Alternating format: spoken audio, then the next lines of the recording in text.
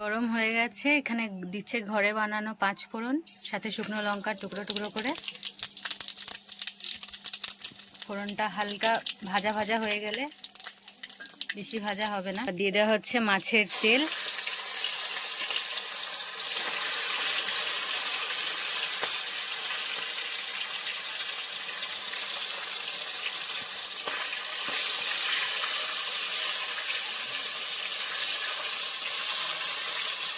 দিয়ে দিচ্ছে এবার কাঁচকলা, টুকরো করে রাখা কাঁচকলা, টুকরো করে রাখা বেগুন,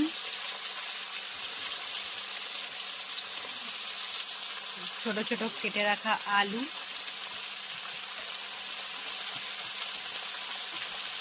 সবগুলো ভালো করে একসাথে দিয়ে দিল।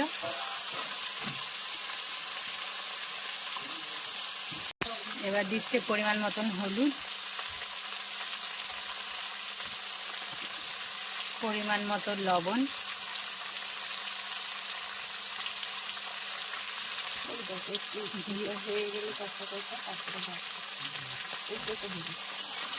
দিয়ে এবার ভালো করে নাড়াচাড়া করিয়ে নেওয়া হবে।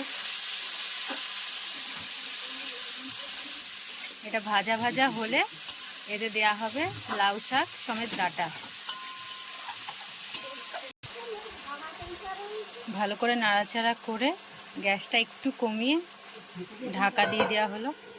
সামান্য ঢাকনা খুলে এবার ভালো করে নাড়াচাড়া করে নেওয়া হবে। অনেকটাই মজে এসছে তরকারি। এবার দিয়ে দেওয়া হবে লাউ শাক সমেত তার ডাঁটা।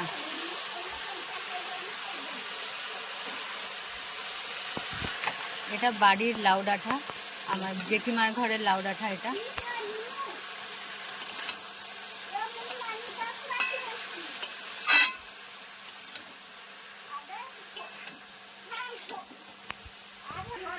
এবার সামান্য আবার চাপা দেওয়া হবে। এবার খুলে পুরো তরকারিটা মজে গেছে।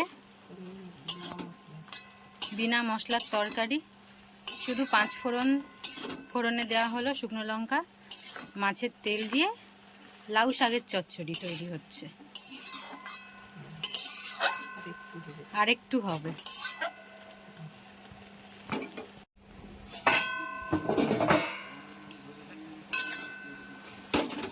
তরকারিটাকে একটু ঘেটে দেওয়া হবে খুন্তি দিয়ে।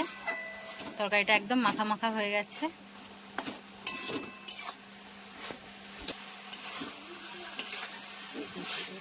তরকারিটা পুরো রেডি।